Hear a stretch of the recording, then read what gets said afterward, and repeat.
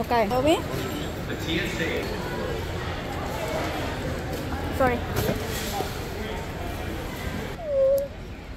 Why are you crying? Huh? You did not hug her that much? Huh? So now you're gonna miss her?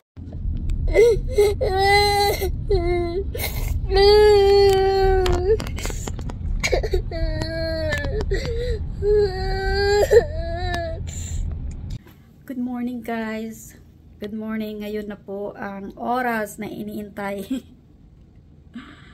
Medyo pinasa yata ni Zoe sa akin yung sakit niya. Parang mayroon ako malaking headache. But this is the time. Ngayon na po ang flight ng anak ko. So mga alas 2. Aalis kami. Papuntang airport. Kasi hindi ko alam yung traffic. But no, 3 o'clock. 3 o'clock pala alis namin. So ito na po yung time. Sana maging smooth at sana walang bagyo sa Pilipinas. Tulog pa po siya. Tulog pa po yung anak ko. Pero kasi hating gabi, mga until 2 o'clock yata kami nag-impake kagabi. So hinayaan ko na lang.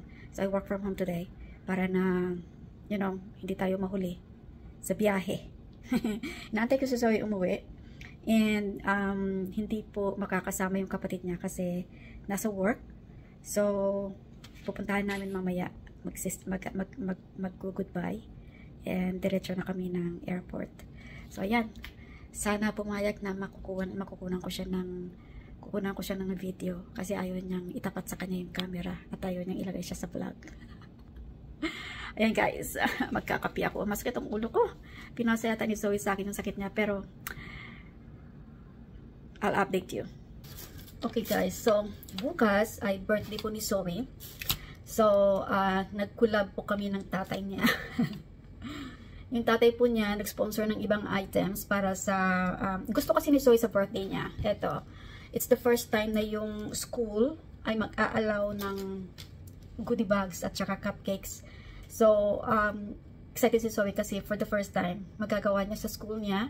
So ang agreement namin is gagawa kami ng goodie bags and magpapadala ako ng cupcakes. Then sa bahay magbo-blow siya ng cake and maybe we'll go out or just order something ng paborito niyang kainin and nothing bongga kasi namumulubi na. So eto, magpapack po ako ng goodie bags niya kasi kailangan ng school. Gusto ng school na ita-drop off ko siya before 11 o'clock. So eto, mga ganito, mga spaceship na sticker yata to, hindi ko alam.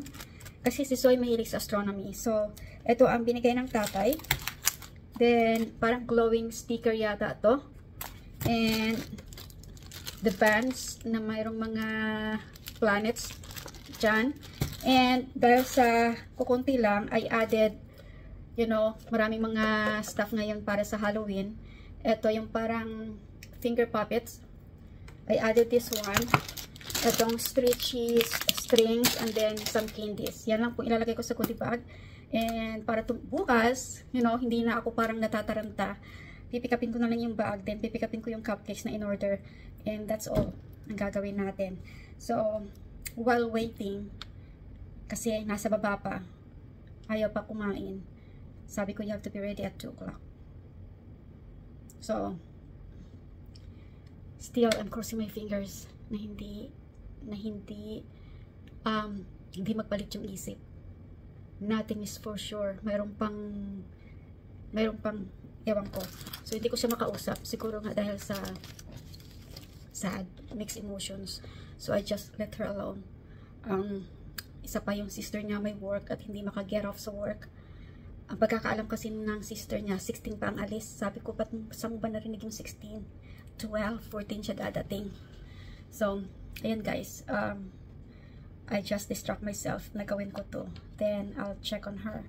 Nagluto na ako ng pagkain niya. Last meal. Last meal dito sa bahay. Nagluto na ako. And hindi pa kinakain. I'll check with her before 2 o'clock. Make sure na ready na siya. Ganyan. So, papakita ko sa inyo kung ano ang ginawa ko dito. Okay? Iba ang kabataan ngayon kaysa sa kabataan noon. Hindi ko sila maintindihan. So, yung mga 70s tsaka 80s, nakaka-relate. Alam nyo, nahihirapan ako kasi they're influenced by the American culture. And pagka yung hindi nila makukuha yung gusto nila at the same time, yung parang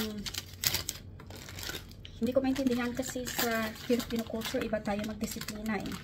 I tried imposing that discipline sa kanila. Guys, parang it's the end of the world na hindi ko alam kung makukulok ako o hindi. So, iba ang utak ng mga kabataan ngayon. So, I tried to stretch my patience. Ganyan. So, ito maliit lang yung goodie bag niya. Mayroong 1, 2, 3, 4, 5, 6 items. Okay? Plus the cupcake. And some pouches in a drink. Happy na yung mga bata. Happy na yung si Zoe dito. Yeah. So, ito lang. Papadala ko sa school. Diba? Tipid ka na. Tipid ang nanay. So, ganyan. Kailangan creative ka. Kasi pag hindi, mawawalan ka ng budget. 3 kasi sila sa isang September. 3 sila magbe-birthday. Kaya, sana yung plano ko noon, kung hindi sana sila ipapupunta ng Philippines, dapat yung nanay ko ang pupunta dito para na mag-combo party kami. Naiba yung plano. Kaya, eto, individual. Ay, ang ganda Ganda ng wristband. Glowing in the night daw to. Sabi ng tatay. Nakakatawa. Nung, ganun ba? Monday, tumawag yung tatay. Gusto daw niyang pick upin si Zoe kasi day off niya. And pick upin niya sa school para na magliwalay sila, mag-dinner, mag-ganon. Sabi ko, okay, sige. Then, nung mga alas 7 na, dinrap off si Zoe dito sa bahay. Flat tire. So, sabi ko, oy, flat ka. Sabi niya, ha? Sabi ko, hindi ba na-detect na sensor yan? Sabi niya, oh, that's why it feels different when I'm driving. In your dashboard, makikita mo yan, diba? Na flat ka. So, walang alam yung tatay. So, pinahiram ko sa kanya yung pump na electric. And then, sabi ko sa kanya, paano naman, patingin ng PSI. Kung ilang PSI yung tires mo. Alam mo ang ginawa? Doon siya sa kabilang tire, sa rear opposite tires. Hala, nagkaganon-ganon siya. Nagkaganon-ganon siya. Tinitingnan niya yung mga nakasulat sa tires. Kumbaga, sabi ko, saan ka? Sabi niya, I'm trying. Sabi ko, hindi mo makikita dyan yung PSI ng tires mo. Doon, sa may pintuan ng driver seat, sa gilid, nandun, nakalagay.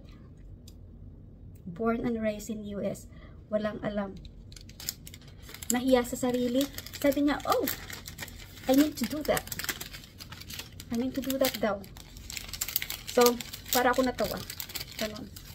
So, napahiya siya. Then, ako pa ang nagsaksak ng sakit doon sa, kasi isasaksak mo siya sa cigarette sakit sa sasakyan. Ako pa nagsaksak kasi hindi alam kung nasaan. And then, hindi alam kung paano i-measure yung PSI ng ng sasakyan niya. Ko, iwan. Kaya, kahit noon, hindi siya handy. Kahit noon. So, parang, swerte kayo sa asawa niyo kung yung mga asawa niyo talagang handy sa mga ganyan.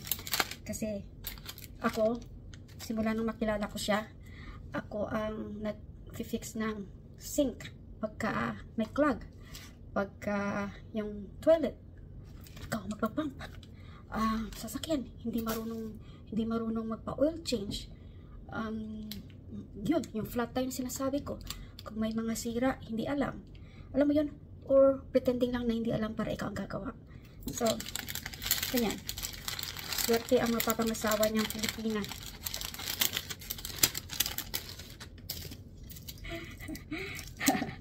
Diba? Sabi ko, uuwi ng Pilipinas yung sasabay sa amin. Pag mag-for good kami ng Pilipinas. Kasi gusto niyang kasama si Zoe. Kaya sabi ko sa kanya, magkahanap siya ng bagong asawa niya na Pinay. Wag lang yung ano, wag lang yung social. Kaya swerte ang pa mga asawa niya. Kailangan maghanap siya ng malakas tumiskarte. Yung pwede mag-araro ng kalabaw.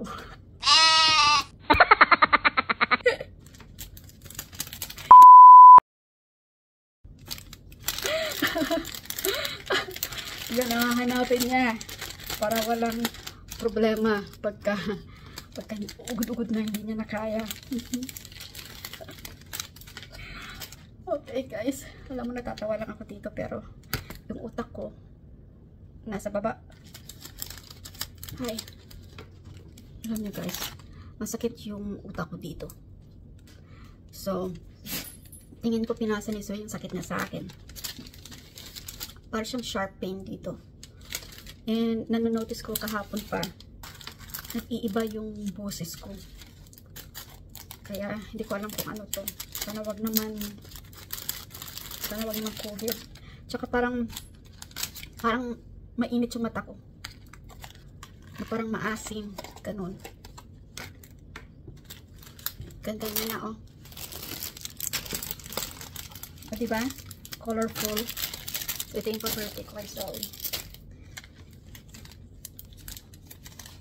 Si Melo nasa couch. At parang sad. Hindi ko lang alam kung bakit. Ayan guys. So ayan, natapos ko na po siya. Ito ay 24 pieces but sa kwarto po ng ni Zoe, ano lang po sila, 21 students. So lahat po to ang nagastos ko is about kulang-kulang $50. Ayan. Diyan lang po. $50 po, kulang-kulang. Then, yung cupcakes niya, I have to get around 24 pieces too. Para na hindi tayo ma-short. But I know it's only 21 students in the classroom. Yan. So, if you notice, parang mabigat yung mata ko at para siyang yung parang may sili na parang maanghang. Ganyan po ang feeling ko ngayon. Hindi ko lang alam kung anong klaseng sakit to. Yan guys. Para akong lousy for the day. Yeah. So kumain na po siya. Kasi tinext ko, sabi ko, I made you some food. And yan, sa mga bagong subscribers po natin, I hope I inspired you guys in my vlog. I know parang sporadic ang vlog natin, but I'm vlogging you my personal life. Yeah. Wala po tayong tawag nito, niche sa binablog ko. Anything tungkol sa family ko and ganyan lang po ang binablog natin. Okay. So, masakit talagang ulo ko. Masakit dito. Uminom na po ako ng gamot. Ayan. Medyo mahirap po yung negosyo ngayon. It's August. And I don't know kung yung budget ba nila is affected. Pero, nakabinta po tayo ng more than, kulang-kulang 4,000 yesterday. So, parang, you know, okay lang sa akin na mag-work from home today. Look, what is that face for? Okay. Bye. For your safety, please use extra caution while loading and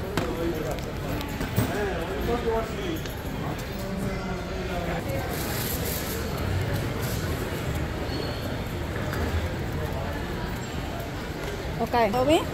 The TSA. Sorry.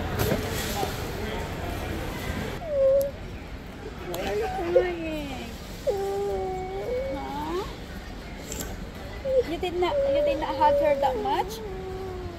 Huh? So now you're gonna miss her?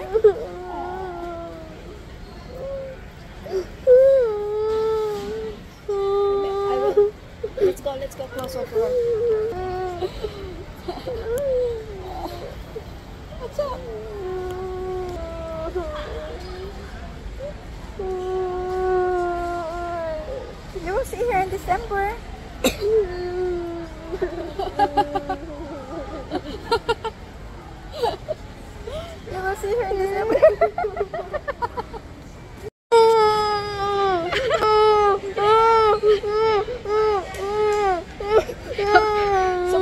kilikili ko. Oh my God, she crying. Your sister. Wala na. Gonna show it to Manang Laika.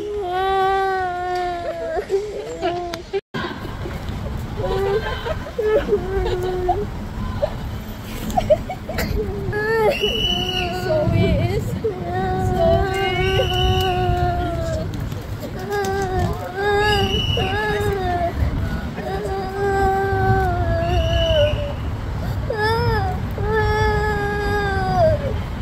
Is it hard? Is it hard?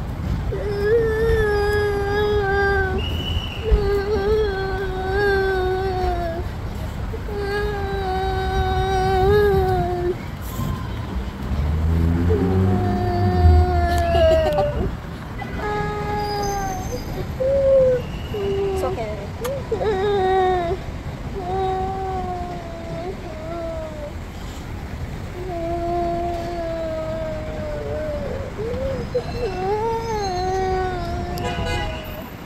So hindi niya naramdaman yung lungkot nung papunta pa lang kami dito. Kasi natutulog. Natulog sa sasakyan. So everything sank in. Nung pumasok na sa security yung kapatid. Please do not stand in the roadway. Thank you for your cooperation.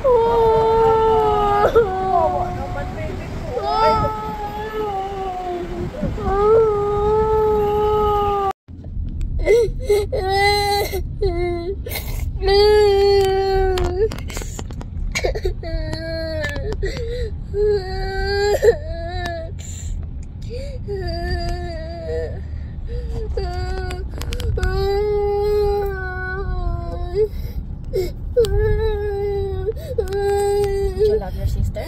Oh, you do. You gonna miss her? Oh my God.